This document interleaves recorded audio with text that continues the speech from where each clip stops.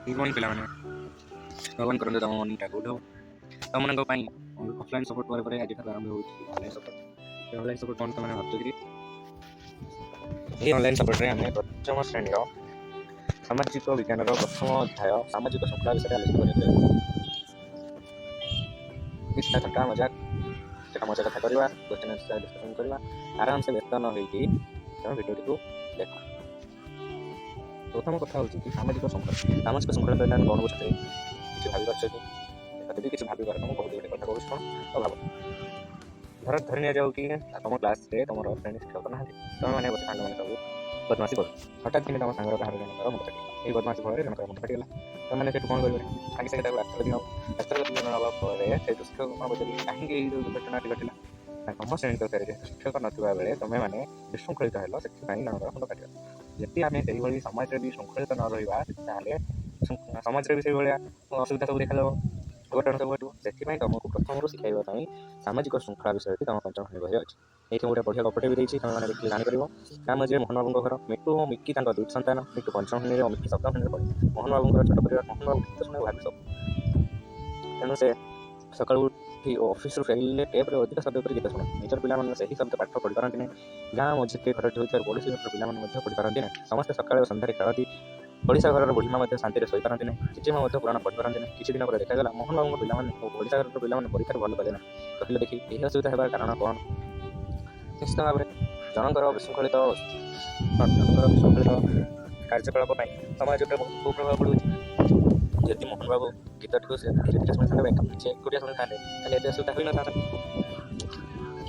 शिक्षक कहले सबुदिन अधिक जोर शब्द कर गीत शुणे मोहन बाबू गोटे मंद अभ्यास ताकर यही मंद अभ्यास समस्त असुविधा जानीगल मंद अभ्यासटा कौन मोहन बाबू ठीक अच्छे आम आगे देखिए कौन अच्छे तुम मान किसी से मंद अभ्यास कौन सब जानापी मुझे गोटे ये प्रथम चित्र देखिए गोटे झीटे ऊपर ओडिया सब तौक जोटा कि गोटे लोक जाऊँ पड़ू किसी सांग बस ताश खेल समय नष्ट कर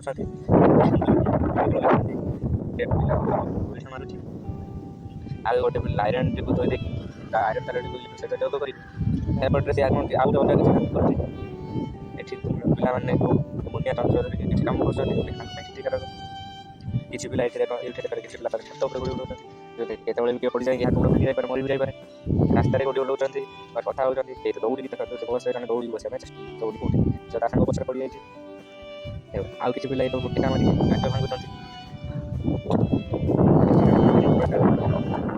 आ गोटे पिलार बापा पकेट पैसा ये गुड़िक केतोटी मंद अभ्यास जो गुड़ाक कि समाज निज खराब प्रभाव पकई समाज में ठीक भाव में जब न चलवा समाज को असुविधा हम सहित निज को असुविधा हम देखिए बुझिपारे आगे जीवन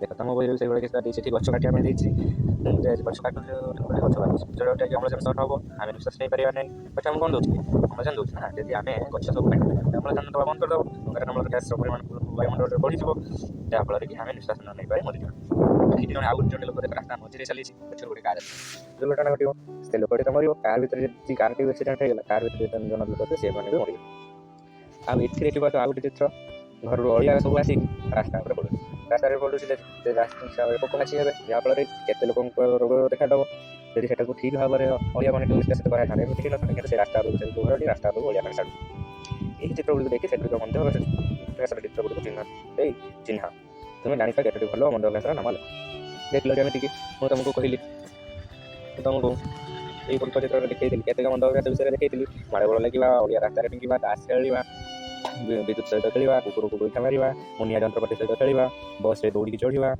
घर काच भांगा बहुत सारा अच्छी आम पाखे उदाहरण देखा बहुत सारा अच्छी देख आगे तुम बही से गच काटा रास्ता मझे चलवा अलिया रास्ता मझे छाड़ा घर अलिया केत मंद अभ्यास विषय कहले भल अभ्यास विषय आस देखिए भल अभ्यास भी किसी अच्छी आगे आलोचना करें ये केवल मंद अभ्यास विषय जान भल अभ्यास विषय आगे जाना आम समस्त समाज बास करूँ समाज केतेक नीति नियम चले केतेक कार्य कले समाज नियम भंग हुए समाज निजे रहा संगे संगे अन्य मानक रहा असुविधा न हुए से दृष्टि देवा जमी मुझे कहती झीटी तार अड़िया तलू भूमि दूसरी जन रास्तार चलुची अड़िया रास्तार पड़े तादेह पोक हे नाची बस जोटा कि डांगी जन खाद्य बस जन रोग हम आउ जन रोग हम निजक रोग हवा सहित आउ जन रोग जहाँ फल कि निजर क्षति और समाज क्षति आम समस्त जिते कार्य कर दृष्टि देवा जेपरी आमर क्षति हो समाज कौन क्षति हो प्रत्येक क्षेत्र में मनुष्य किसी नियम मानक हुए फल प्रत्येक कार्य श्रृंखलित हुए यही सब नियम मानवा हूँ मंदभ्यास यही सब नियम न मानवा हूँ मंदभ्यास किसी नियम अच्छी जमीन रास्तार बाम कड़े गाड़ी चलवा वृक्ष लगेगा वृक्ष लगेगा गोरु गाई को सेवा करवा ये सब भल कम है ओडिया पिंधिदेवा माड़ गोड़ लगे सब मंदभ्यास नियम आम बाध्य होती भल नियम गुड़ी पालन करवा आम कर्तव्य समाज में केतेक लोक नाना प्रकार अपराध कर चोरी डकायती मारपिट करवा धमक देवा जबरदस्ती चांदा आदाय करवा इत्यादि एमती तुम मैंने कर आज तू खटा आनी मैंने दबु ना काली मत देवेनि रसगोला देवेनि ठीक से किसी समाज में किसी खराब लोक अच्छा जो मैंने कि हिसाब से चलिए समस्त चलिए चेष्टा कर अपराध दूरे रहा आम नित्यान आवश्यक आगू कौन देखिए बेले बेले लोक मैंने घर द्वारा सरकारी और बेसरकारी अनुष्ठान आसपत्र गाड़ी मोटर इत्यादि को भंगार जावा पोड़ा जला और लुटराज करती देखी बहुत गला सागे सागे लोक जाकि पहुँचे देख चल मरा मरला इंटरनेट लगे सागे सागे जिनपत्र भंगार चलला अरे सरकार जिनपत्र सीना अच्छी से जिन गुड़िक क्या पैसा रोचे आमरी मान टिकस आदाय आम मान पैसा नहीं सरकारी जिनपत्र सब किना लोक भावती है कौन अच्छी सरकार जिन भांगा सरकार आम कौन जाऊँगी जापर ना प्रत्येक कारण भी परीक्षा आम पड़े केतेक लोक बिना टिका से बस ट्रेन में जावास करते प्लाटफर्म में अनधिकार प्रवेश कराते देखी केते बस से गंडगोल भी बस ट्रेन जाइए गंडगोल लगी जाए तो पैसा देवी आम घर ये आसिक 5 टଙ୍କା नियो टंकाटे नियो 2 टଙ୍କା नियो जमी जगह बस चलती कौन से कथा आम कि एगुड़िक करवा अनुचित फल समाज तथा देश में अनेक क्षति हुए यही सब गुड़िक अपराधमूलक कार्य एगुड़िक मंद अभ्यास तुम अंचल घटुवा अपराध गुड़िकर नाम लेख जेपरिक सुना चेन छिंडा नेबा मोटरसाइकेल चोरी करवा जगू जाकि पड़ोसा घर दुआरे हकीदेवा से सिंगाड़ी मो उपरे पकेवा यही सब ना आउ कि ना सुना चेन छिड़ा नेबा गोटे बड़ अपराध मोटरसाइकेल चोरी करने गोटे बड़ अपराध चोरी करवा डकायती करवा जोर जबरदस्ती छुरी देखाई लुट करवा बैंक चोरी करवा जहाँ मार माड़ मारिक मुंड कटाईदेवा यही सब गोटे हूँ गोटे अपराधमूलक कार्य आउ जो तुम तुम मन इच्छा लिखिदेवे चिंता कर कुह लेख मद पी गाड़ी चलाइले कौन सब असुविधा मद पी गाड़ी चलाइले गाड़ीटा साप हुए चलो आउ कौन हम किसी हेनी गाड़ीटा साप हुए चलो कौन सीना कौन ड्रेन पे पशु ना कौन रखला हाँ मद पी गाड़ी चलाइले कौन हम ना मद पी गाड़ी चलाइले दुर्घटना घटे धन जीवन नष्ट हो कि कहले कौन हम बुझीपारे निजे बुझे जाई देश बुझ मद्यपान करवा गंजेई टाणवा ड्रग्स खाଇବା अफिम खाଇବା इत्यादि द्वारा समाज एक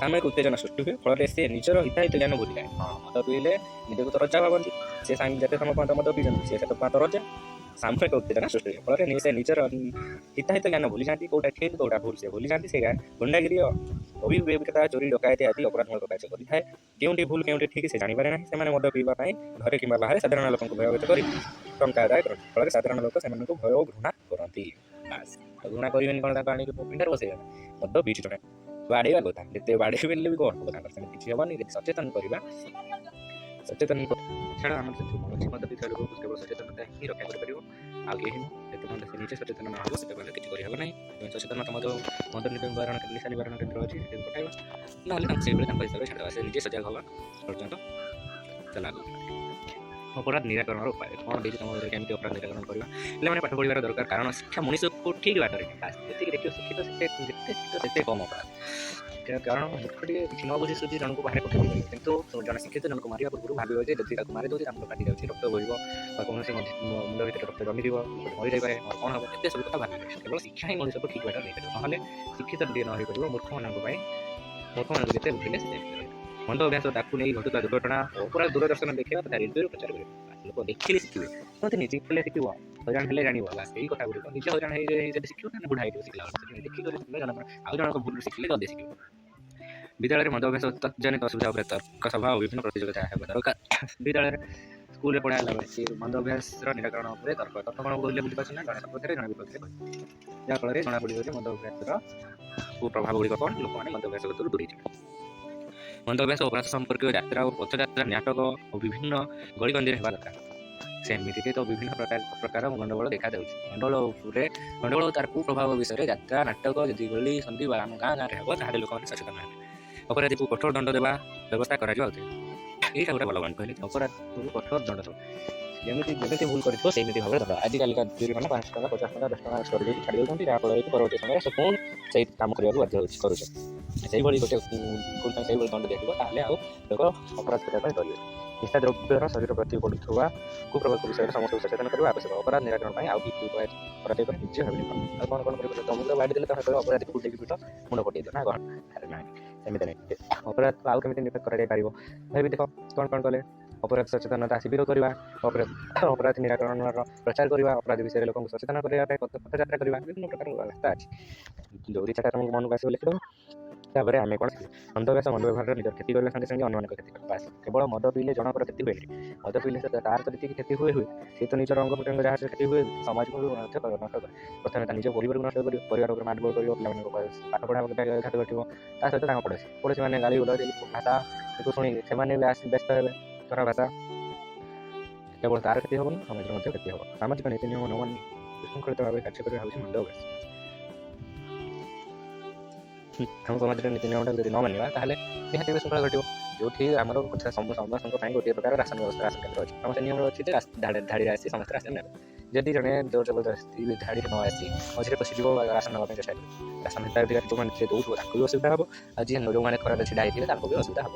ତମାନେ ବି ଏଇଭଳିଆ ଦେଖିଥିବ କେତେ ଜଣ ନିଜର ବଳ ପ୍ରୟୋଗ କରି ଦେଖାନ୍ତି ଯେ ସମାଜର ନୀତି ନିୟମ ଆମ ପାଇଁ ଆମେ ଯାହା ଯେଉଁଟା ଇଚ୍ଛା ସେଇଟା ହିଁ କରିବୁ, କିନ୍ତୁ ସେଭଳି କରିବା ଅନୁଚିତ। ଅସତ୍ ଚରିତ୍ର ବ୍ୟକ୍ତିମାନେ ସମାଜରେ ବିଶୃଙ୍ଖଳା ସୃଷ୍ଟି କରନ୍ତି। ଅସତ୍ ଚରିତ୍ର କହିଲେ ଖରାପ ଚରିତ୍ରର ଲୋକ, ଯେଉଁମାନଙ୍କର ପାଖରେ ଧନ ଅଧିକ ଥାଏ ଆଉ ବଳ ଅଧିକ ଥାଏ। ଏଇଭଳି ଦୁଇଟି ଲୋକ ସେମାନେ ସମାଜରେ କ'ଣ କରନ୍ତି? ସମସ୍ତେ ନୁହେଁ, ଯେତେ ଜଣ ଅଶିକ୍ଷିତ ଥାନ୍ତି ସେମାନେ କ'ଣ କରନ୍ତି? ସମାଜରେ ବିଶୃଙ୍ଖଳା ସୃଷ୍ଟି କରନ୍ତି, ନିଜର ବଳ ସାମର୍ଥ୍ୟ ଦେଖାଇବାକୁ ଚେଷ୍ଟା କରନ୍ତି। ଚୋରି ଡକାୟତି ହିଂସାତ୍ମକ କାର୍ଯ୍ୟ, ଅନାଧିକାର ପ୍ରବେଶ, ମଦ ପିଇ ଗାଡ଼ି ଚଳାଇବା ଆଦି ଅପରାଧମୂଳକ କାର୍ଯ୍ୟ। ଚୋରି କରିବା, ଡକାୟତି କରିବା, ହିଂସାତ୍ମକ କାର୍ଯ୍ୟ କରିବା, ଅନାଧିକାର ପ୍ରବେଶ କରିବା, ମଦ ପିଇ ଗାଡ଼ି ଚଳାଇବା, ମଦ ପିଇ ଏସବୁ କଲେ କ'ଣ ହେବ? ତାର ଫଳାଫଳ ଭଲସେ ଜଣା। ଅପରାଧ ନିରାକରଣ ପାଇଁ ଅନେକ ଗୁଡ଼ିଏ କଥା ରହିଛି, ତାହାକୁ ଅନୁସରଣ କରି ଆମେ ଅପରାଧକୁ କମାଇ ପାରିବା। କ'ଣ ରହିଛି ସେସବୁ? ତମକୁ କହୁଥିଲି ନହେଲେ କିଛିଟା ଭଲ ଅଭ୍ୟାସ କଥା କହିଲି, ସେଠି ମନ୍ଦ ଅଭ୍ୟାସ କହିଥିଲି, ସେଠି କିଛିଟା ଭଲ ଅଭ୍ୟାସ। ସାଙ୍ଗ ହୋଇ ଚାଲିବା, ଜୋର ଚିଲେଇବା ନାହିଁ, ଛିଙ୍କିଲା ଭଳିଆ ପାଟିରେ ହାତ ଦେବା, ଅନ୍ୟମାନଙ୍କୁ ସାହାଯ୍ୟ କରିବା, ପଶୁପକ୍ଷୀଙ୍କ ପାଇଁ ପ୍ରତି ଯତ୍ନଶୀଳ ହେବା, ସବୁବେଳେ ସବୁ ଭଲ କାମ କରିବା ପାଇଁ ତତ୍ପର ରହିବା, ଚ୍ୟାନେଲରେ ପ୍ରଶ୍ନ ଉତ୍ତର ଦେବା ପାଇଁ ତତ୍ପର ରହିବା, ସେମାନେ ଯେକୌଣସି କାର୍ଯ୍ୟ ବିଦ୍ୟାଳୟରେ ଯେକୌଣସି କାର୍ଯ୍ୟ ହେଉଛି ସେ କାର୍ଯ୍ୟ କରିବା ପାଇଁ ତତ୍ପର ରହିବା, ସମସ୍ତଙ୍କ ସହିତ ଭଲ ଭାବରେ ମିଶିବା, ସମସ୍ତଙ୍କୁ ଶୁଣିବା, ନିଜ ପରିଷ୍କାର ପରିଚ୍ଛନ୍ନ ରହିବା ସହିତ ସମାଜକୁ ପରିଷ୍କାର ପରିଚ୍ଛନ୍ନ, ନିଜ ପରିବେଶକୁ ପରିଷ୍କାର ପରିଚ୍ଛନ୍ନ ରଖିବା, ସମାଜର ନୀତି ନିୟମ ମାନି ଚଳିବା। ଧାଡ଼ିରେ ଛିଡ଼ା ହେବା, ବିଭିନ୍ନ ପ୍ରକାର ନୀତି ନିୟମ ଦେଖିଛୁ। ଆଉ କ'ଣ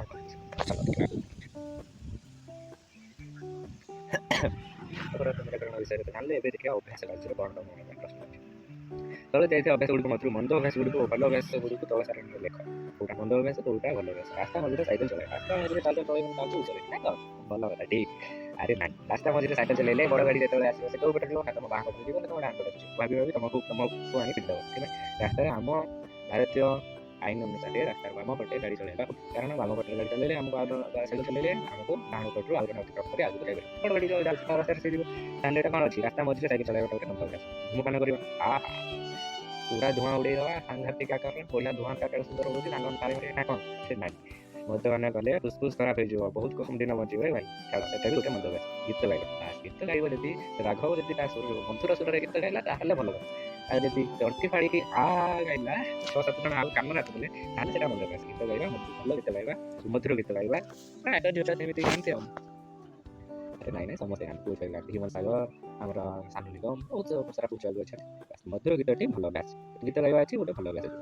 ପ୍ରତିଦିନ ସିନେମା ଦେଖିବା, ବା ସରିଗଲା, ବୋଲ ହେଇଗଲା। ପ୍ରତିଦିନ ସିନେମା ଦେଖିବା, ପାଠ ଯାଉ ବିଲକୁ, ଆମେ ଦେଖିବା ଆମର ଟିଭି ଦେଖିବା। ଏଟା ଗୋଟେ ମନ୍ଦ ଅଭ୍ୟାସ, କାରଣ ଟିଭି ଯେତିକି ସମୟ ଦେଖିବା ଆମେ ଆମର ଶିଖିଲା ଭଳି କିଛି ଜିନିଷ ଦେଖିବା। ଯଦି ହତାଶିଆ ହୋଇ ଟିଭିଟାକୁ ଦେଖିବା, ଯେ ସବୁବେଳେ ଟିଭି ଦେଖିବା, ଖାଇଲା ବେଳେ ଟିଭି ଦେଖିବା, ଶୋଇଲା ବେଳେ ଟିଭି ଦେଖିବା, ଉଠିଲେ ଟିଭି ଦେଖିବା, କାଲି ସ୍କୁଲରୁ ଆସିଲେ ଟିଭି ଦେଖିବା, ଟିଭିରୁ ଇଆଡ଼ୁ ଜିନିଷରେ କୌଣସି ଲାଭ ମିଳିବ, କେବଳ ଲସ୍। ପରେ ଭାବିବ ଯେ କାହିଁକି ସେ ସମୟକୁ ଲସ୍। ଛୁଟିରେ ବନ୍ଧୁ ଘର ବୁଲିଯିବା, ଛୁଟି ଅଛି ଯଦି ବନ୍ଧୁ ଘରକୁ ନ ଯିବା ନା କୋଉଠି ଯିବା? ବାସ୍ ବନ୍ଧୁ ଘରକୁ ଯିବା, ବୁଲିବା, ଖାଇବା, ରବିବାର ତୁ ଆଜି ଚିକେନ କରିବୁ, ଖାଇବା, ବାସ୍ ଖାଉଛୁ, ଏତେ ଗୋଟେ ମଜା ମସ୍ତି ହେଲା, ଠିକ୍ ଅଛି। ସେଥିରେ ବି ଗୋଟେ ଭଲ। ଯୋଉଥିରେ ମାଇକି ବଜାଇବା, ବାସ୍ ତମ ବାହାଘର, ତମ ଭାଇର ବାହାଘର, ଡିଜେ ବାଜିବ ବୋଲି କ'ଣ ଏମିତି ବାଜିବ ଯେ 10-12ଟା ଘରର ସ୍ତ୍ରୀ ଲୋକ ଶୋଇପାରିବେନି। ତା ତ ଖରାପ କଥା ନା, ଯେତିକି ଦରକାର ସେତିକିରେ ବଢ଼ିବ। ଖାଲି ଜୋର ବହି ବଜାଇବାଟା ଗୋଟେ ମଦ ଗାছ ଖବରକାଗଜରେ ପଡ଼ିବ ବାସ୍ କିଛିଟା କିଛି ଖବରକାଗଜରେ ନିତିଦିନ ଆମ ଭାରତରେ ବା ଦେଶ ବିଦେଶରେ କ'ଣ କ'ଣ ଘଟୁଛି ତମେ ଜାଣିପାରିବ। କେଉଁଠି ନୂଆ ନୂଆ ଟଙ୍କା ହେଲାଣି ତ, କେଉଁଠି ଟଙ୍କା ବନ୍ଦ ହେଇଗଲାଣି, କେଉଁଠି ମିସାଇଲ୍ ଆସିଲା, କେଉଁଠି ଦେଶ ଦେଶ ମଧ୍ୟରେ ଯୁଦ୍ଧ ହେଲା, ତାର ଫଳାଫଳ କ'ଣ ଅଛି, ନିଜେ କେମିତି ଯୁଦ୍ଧରେ ସତର୍କ ରହିବା, ସବୁ କିଛି ଜାଣିପାରିବ। ଖବରକାଗଜ ପଢ଼ିବା ଗୋଟେ ନିହାତି ଗୋଟେ ଭଲ କାମ। ମୁଁ ତ ପ୍ରତିଦିନ ପଢ଼ୁଛି। ବିଦ୍ୟାଳୟ କାନ୍ଥରେ ନାରେଇବା ବାସ୍ ଚିତ୍ର କରିବା ସାର୍ କହୁଥିଲେ ଭଲ କାମ। ଆଉ ମୁଁ ଯଦି ଚିତ୍ର ନ କରିବି ସାର୍ ପୁଣି ରାଗିବେନି କି? ବାସ୍ ସେଥିପାଇଁ ସାରଙ୍କ ସ୍କୁଲ ବିଦ୍ୟାଳୟ କାନ୍ଥରେ ଚିତ୍ର କରି ପକେଇ।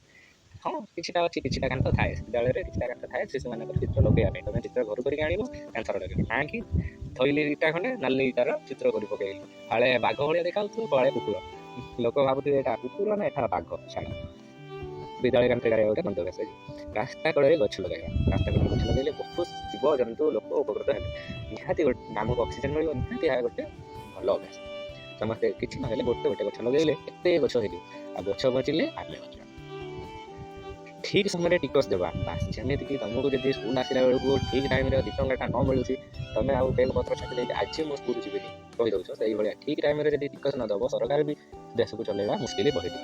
ଠିକ୍ ସମୟରେ ଟିକସ ଦେବାଟା ହେଉଛି ଭଲ ଅଭ୍ୟାସ। ବେଞ୍ଚ ଖାଲି ବେଞ୍ଚ କ'ଣ ଲେଖା ହେଇଛି? ଛାଡ଼, ଗଛ ଟାୟାର ଗାଡ଼ି ରାସ୍ତା ଅବରୋଧ କରିବା। ବେଞ୍ଚ ଗଛ ଟାୟାର ଗାଡ଼ି ରାସ୍ତା ଅବରୋଧ କଲେ କ'ଣ ହେବ?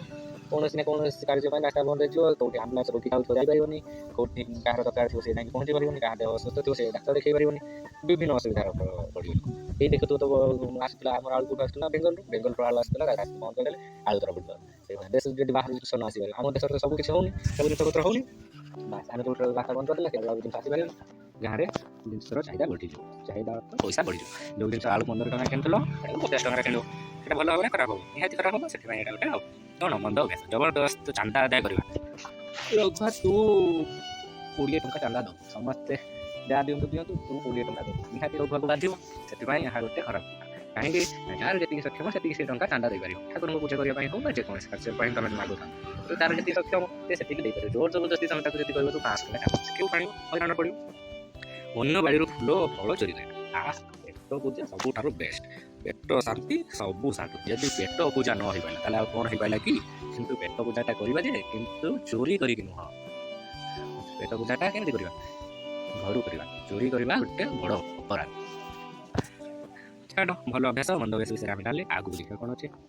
ଆଚ୍ଛା, ତୁମେ ଜାଣିଥିବା ଯେକୌଣସି 5ଟି ଅପରାଧର ନାମ ଲେଖ। ବାସ୍, ରାଘବ ବାବୁଙ୍କ ବାଡ଼ିରୁ କମଳା ଲେମ୍ବୁ ଚୋରି କରିଥିଲେ, ଏ ବଡ଼ ଅପରାଧ। ରାଘବ ବାବୁଙ୍କର 10ଟା 12ଟା କମଳା ହେଇଥିଲା, ତାକୁ ନେଇ ଆଇଲ ଖାଇଦେଲ। ରାଘବ ବାବୁ କ'ଣ କରିବେ? ରାଘବ ବାବୁଙ୍କ ବାଡ଼ିରୁ କମଳା ଚୋରି କରିବା ଗୋଟେ ଅପରାଧ। ସେଇଭଳି ମଦ ପିଇ ଗାଡ଼ି ଚଲାଇବା ଅପରାଧ। କାହିଁକି ନା ନିଜେ ତ ମରିବ, କାହାକୁ ପିଟିବ ସିଏ ବି ମରିବ। ମଦ ନ ପିଇକି ମରିବ, ଇଏ ମଦ ପିଇକି ମରିବ। ସେଇଭଳି ଆଉ କିଛିଟା ତମେ କହିପାରିବ, ଯେମିତିକି ଗାଈ ଗୋରୁ ଖୋଲିଦେବା, ନିଜ ଗାଈ ଗୋରୁ ପୋଷା ଜୀବ ଖୋଲିଦେବା, ଯାହାଫଳରେ ଅନ୍ୟର ଶସ୍ୟ ନଷ୍ଟ କରିବ, ସେଇଟା ଗୋଟେ ବଡ଼ ଅପରାଧ ହୋଇଯିବ। ସେଇଭଳି ରାସ୍ତାରେ ନିୟମ ନ ମାନି ଚାଲିବା, ସମସ୍ତେ ବାଁ ସାଇଡ଼ରେ ଯାଉଛନ୍ତି, ମୁଁ ଡାହାଣ ସାଇଡ଼ରେ ଯିବି, ଦୁର୍ଘଟଣା ଘଟିବ। ଆଉ ସେମିତି ତମେ ଯଦି ଲେଖିବ ଯଦୁ ରାସ୍ତାରେ ଝାଡ଼ା କରିବା, ଆରେ ଯଦୁ କଥା ଲେଖିବ। ଗ୍ରାମରେ ବାହାରେ ପାଇଖାନାରେ ଝାଡ଼ା ନ ଯାଇ ମଳ ତେଲ ନ କରି ବାହାରେ ମଳ କରିବା ଗୋଟେ ଅପରାଧ। ସେଇଭଳି ଆଉ କିଛିଟା ତମେ ନିଜେ ଭାବିକି ଲେଖିପାରିବ। ଅପରାଧ କହିଲେ ଯେଉଁ କାର୍ଯ୍ୟ ଦ୍ୱାରା ନିଜର କ୍ଷତି ହେବା ସହିତ ସମାଜର କ୍ଷତି ହୁଏ ତାକୁ ଅପରାଧ କରିବ। ତୁମେ ଜଣେ ସମ୍ପର୍କୀୟ ମଦ୍ୟପାନ କରୁଥିଲେ କ'ଣ କରିବ? ତାକୁ ଆମେ ପୁରସ୍କାର ନା କ'ଣ?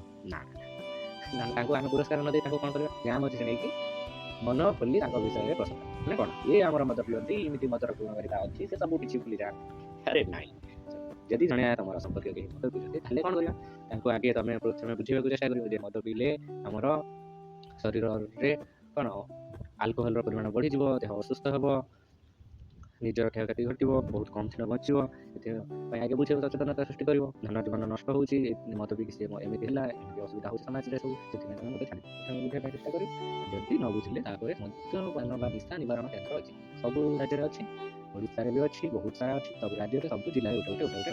ସେଇଭଳିଆ ସେଇ ନିବାରଣ ମଦ୍ୟପାନ ନିଶା ନିବାରଣ କେନ୍ଦ୍ରକୁ ସେମାନଙ୍କୁ ପଠାଇବ। ସେଠି ସେ ଟ୍ରେନ୍ ଲୋକ ଅଛନ୍ତି, କେମିତି କ'ଣ ସେ ମେଡ଼ିସିନ୍ ଦେବେ, ଆଉ କିଛିଟା ତାକୁ କରିବେ, ମେଡ଼ିକେସନ୍ କହିବେ, ଯୋଗ ପ୍ରାଣାୟାମ ସବୁ କରେଇକି ମଦ ଛଡ଼ାଇବେ। ଆଉ ତାପରେ ତ ସବୁ କଥା ତ ନିଜ ଉପରେ ଡିପେଣ୍ଡ କରେ। ଆଉ ତୁମ ଅଞ୍ଚଳରେ ଘଟୁଥିବା ଅପରାଧ ଗୁଡ଼ିକର ତାଲିକା କର, ସେହି ଅପରାଧ ଗୁଡ଼ିକ କିପରି ନିରାକରଣ କରାଯାଇଥିବ ତାପରେ ଉପାୟ ଗୁଡ଼ିକ ଲେଖ। ଅପରାଧ ଲେଖିବ, ନିରାକରଣ ଅପରାଧ ଯେମିତିକି ପ୍ରଥମ ଅପରାଧ ଆମେ କହିଲେ ରାସ୍ତାରେ ନିୟମ ନ ମାନି ଗାଡ଼ି ଚଲାଇବା, ରାସ୍ତାରେ ଚାଲିବା ନିୟମ ନ ମାନି, ସେଠି କ'ଣ କରିବା? ଟ୍ରାଫିକ୍ ପୋଲିସର ମୁତୟନ କରିବା, ଯାହାଫଳରେ ସମସ୍ତେ ପୋଲିସକୁ ଡରିକି ରାସ୍ତାର ନିୟମ କାନୁନ ମାନିବେ। ସେଇଭଳି ଆଉ କିଛିଟା ଯଦି କହିବା,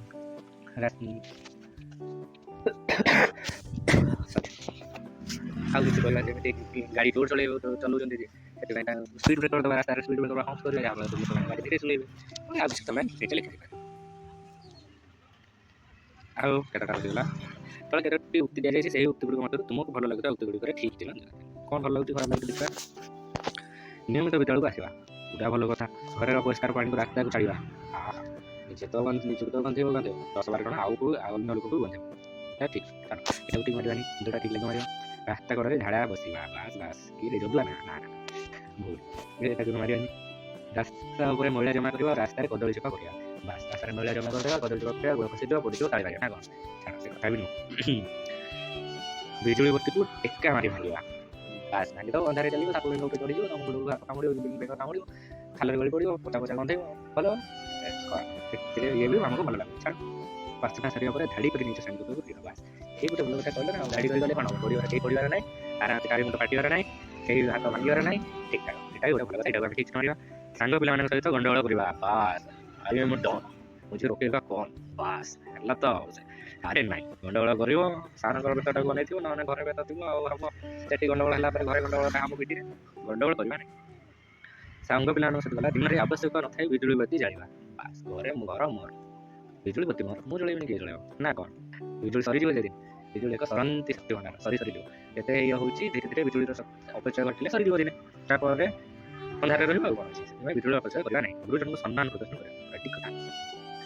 ଯେକୌଣସି 4ଟି ମନ୍ଦ ଅଭ୍ୟାସ ଲେଖ କେତେ ମନ୍ଦ ଅଭ୍ୟାସ ଆଲୋଚନା କଲେ 4ଟି ତ ତୁମେ ନିଶ୍ଚିତ ଲେଖିଦେବ ମୋର ବିଶ୍ୱାସ ଅଛି ମୋତେ ଦେଖିବା କମେଣ୍ଟରେ ଜଣାଇବ। ତଳେ ଯାଇଥିବା ଉକ୍ତିଗୁଡ଼ିକୁ ପଢ଼ ଅପରାଧ ନିରାକରଣ ପାଇଁ ସହାୟକ ହେବା ଭଳି ଉକ୍ତି ନିକଟରେ ଠିକ୍ ଚିହ୍ନ ଦିଅ। ଆଚ୍ଛା କ'ଣ ଅଛି ମୁଁ ଚେଷ୍ଟା କରୁଛି ତାପରେ ନିଜେ କରିବ। ଚୋରିରୁ ରକ୍ଷା ପାଇବା ପାଇଁ ଦୁଆର ଓ ଝରକାଗୁଡ଼ିକୁ ମଜବୁତ କରିବା ପରଫେକ୍ଟ କଥା ସେଥିରେ କ'ଣ ଅଛି ରଡ଼ ଦୁଆରଟିର ତ ମୁଁ ଏତେ ବଡ଼ ଗ୍ରିଲ୍ କରିଦେବି ଯେ ସେ ଗ୍ରିଲ୍କୁ କାଟୁଥିବ ନା ମୋର ନା ତାକୁ କରିବ ନା ଚୋରି ବାସ୍ ସେମିତି ଆଉ କ'ଣ ଅଛି ଠିକ୍ ଅଛି। ଆମ ପାଖରେ ଥିବା ଟଙ୍କା ପଇସା ସୁନାଗହଣା ସୁରକ୍ଷିତ ଯେମିତିକି ବ୍ୟାଙ୍କମାନଙ୍କରେ ରଖିଛନ୍ତି ପଇସା ଘରେ ସିନା ଟଙ୍କା ଥିଲେ ଚୋରି ହେବ ଘରେ ତ ଟଙ୍କା ନାହିଁ କିଛି ନାହିଁ ବ୍ୟାଙ୍କ ଚୋରି କିଏ କରିବ କେମିତି କରିବ ଠିକ୍ ଅଛି। ଉତ୍ତମ ବ୍ୟବହାର କରିବା ପାଇଁ ସମସ୍ତଙ୍କୁ ସାହାଯ୍ୟ କରିବା ଠିକ୍ କଥା।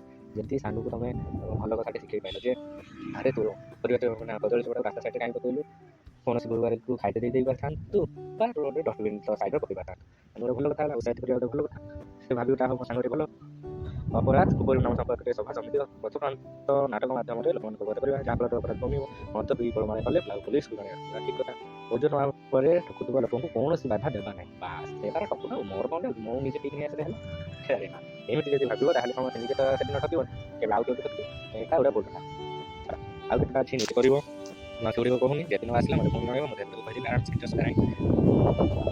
ଆଜିର ଚିକେନ୍ ଦେଖ ଏବେକୁ ଯେଉଁ ସମୟ ହେଲାଣି ପାଠ ପଢ଼ିଲେ ମୁଁ ତ ଜାଣିଛି ସେତିକି ପରୀକ୍ଷାରେ ଯାହା ହେଉଛି ସେ କଥା ଭଗବାନଙ୍କୁ ଜଣା ପରୀକ୍ଷାରେ ସବୁ ପାସ୍ କିଛି ଏଥିରେ ନାହିଁ ସେଥିପାଇଁ ପାଠ ପଢ଼ିବାରେ ପାଠ ହେବା ପାଇଁ ଯଦି ପଢ଼ୁଛ ତାହେଲେ ସେଥିରେ କୌଣସି ଲାଭ ନାହିଁ କାହିଁକି ନା ଏଥିରେ ସବୁ ପାସ୍ ସବୁ ଫାଷ୍ଟ ଦେଖିକରି ଲେଖିଲେ କ'ଣ ସେଥିରେ ଅଛି କିନ୍ତୁ ଏ ପାଠଟି ଯିଏ ବୁଝିଥିବ ଜାଣିଥିବ ତାକୁ ପରବର୍ତ୍ତୀ ସମୟରେ କାମରେ ଲାଗିବ ଆଗକୁ ଏ ତୁମର ଯେମିତି ଏବେ ବୃତ୍ତି ନଗଦ NMS ଏଭଳି କ'ଣ ସବୁ ଏକ୍ଜାମ୍ ଅଛି ସେଥିରେ ଗୋଟେ ହେଲେ ତୁମକୁ ବୃତ୍ତି ମିଳିବ ପଇସା ବି ମିଳିବ ପାଠପଢ଼ି ଖର୍ଚ୍ଚ ମିଳିବ ସେଇଭଳି ଆଗକୁ ତାପରେ ଯେତେବେଳେ ଏଣ୍ଟ୍ରାନ୍ସ ଏକ୍ଜାମ୍ ଦେବ ଫ୍ୟୁଚରରେ ଏବେ ତ ଡୁପ୍ଲିକ ହେଲାଣି କୌଣସି ଏଣ୍ଟ୍ରାନ୍ସ ବିନା ଚାକିରି ନାହିଁ ଏଣ୍ଟ୍ରାନ୍ସ ଯେତେବେଳେ ଦେବ ଚାକିରି କରିବ ସେଥିପାଇଁ ପ୍ରତିଦିନ ମୋ ସେକ୍ସନରେ ମୁଁ କିଛିଟା 5ଟି ଜିକେ ମୋ ପିଲାମାନଙ୍କୁ ଜଣାଏ ଆଉ ଆଜିର ଏଇ ଅନଲାଇନ୍ ସେସନରେ 5ଟା ଜିକେ ରଖିଛି ଜଣାଉଛି ସେଗୁଡ଼ିକ ମନେ ରଖିବା ପାଇଁ ଚେଷ୍ଟା କରିବ ଯଦି ହାତ ଧରିକି ଲେଖୁଛ ତାହେଲେ ଆରାମସେ ଲେଖିଦେବ। ଓଡ଼ିଶା ପୋଲିସ କେବେ ଗଠିତ ହେଲା ଯେମିତିକି ସବୁକିଛିର ଗୋଟେ ଷ୍ଟାର୍ଟିଂ ସମୟ ଥାଏ ସେଭଳି ଓଡ଼ିଶାର ଯେହେତୁ ଶୃଙ୍ଖଳା ବ୍ୟବସ୍ଥାଟା ପୋଲିସ ହାତରେ ଅଛି ସେଟା କେବେ ଷ୍ଟାର୍ଟ ହେଲା ପ୍ରଥମେ କେବେ ଷ୍ଟାର୍ଟ କରାହେଲା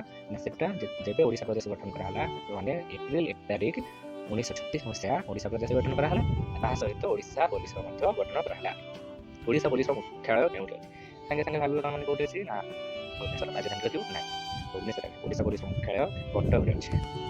ବୁଝିପାରିଲ ଦୁଇଟା ବିଷୟ ଆନ୍ସର ହେଇଗଲା। ଓଡ଼ିଶା ପୋଲିସର ମୁଖ୍ୟ କିଏ ଡାଇରେକ୍ଟର ଜେନେରାଲ କିଏ DG director general of police force ଥାନ୍ତି। ଏବେ କିଏ ଅଛି ନା ଆମ ଓଡ଼ିଶାରେ ଡାଇରେକ୍ଟର ଜେନେରାଲ ଅଛନ୍ତି YB ଖୁରାନିଆ କିଏ ଅଛନ୍ତି YB ଖୁରାନିଆ। ଓଡ଼ିଶା ପୋଲିସର ହେଲ୍ପଲାଇନ୍ ନମ୍ବର କେତେ ଯେତେବେଳେ କି କୌଣସି ଜଣେ ଅସାଧୁ ଲୋକ ତୁମମାନଙ୍କୁ ହଇରାଣ କଲା ବା କୌଣସି ଅସୁବିଧାରେ ପକେଇଲା ସେତେବେଳେ କ'ଣ କରିବ ଓଡ଼ିଶା ପୋଲିସର ହେଲ୍ପଲାଇନ୍ ନମ୍ବର ହେଉଛି 112ରେ ଫୋନ୍ କଲେ ତୁମ ନିକଟସ୍ଥ ପୋଲିସ ଷ୍ଟେସନକୁ ସେଟା ଲାଗିଯିବ ଆଉ ଲାଗିଗଲେ ତୁମେ ତୁମର ଅସୁବିଧା ଜଣାଇବ ସାଙ୍ଗେ ସାଙ୍ଗେ ଆସିକି ପୋଲିସ ବାଲା ପହଞ୍ଚିଯିବେ ତୁମ ଅସୁବିଧାର ସମାଧାନ କରିବେ। ଓଡ଼ିଶାରେ କେତୋଟି ବ୍ଲକ ଅଛି ଗୋଟେ ଭଲ କ୍ୱେଶ୍ଚନ୍ ଓଡ଼ିଶାରେ କେତୋଟି ବ୍ଲକ ଅଛି ବର୍ତ୍ତମାନ ସୁଦ୍ଧା ଓଡ଼ିଶାରେ 314ଟି ବ୍ଲକ ଅଛି। ସରିଗଲା ତୁମର ଆଜିର ଏହି ସେକ୍ସନଟି ଏଇଠି ଶେଷ ହେଲା। ଧନ୍ୟବାଦ। ଦେଖ ପାଠ ପଢ଼ ଆଉ ଥରେ ଯଦି ମନେ ରହିଲା ଆଉ ଥରେ ଭଲ ଭାବରେ ଆଉ ଥରେ ଭିଡ଼ିଓଟି ଦେଖ, ମନେ ରଖ, ଚେଷ୍ଟା କର, ପୁଣି ଦେଖିବା ଆର ଭିଡ଼ିଓରେ ପୁଣି ଦ୍ୱିତୀୟ ଅଧ୍ୟାୟ ଆସିବି।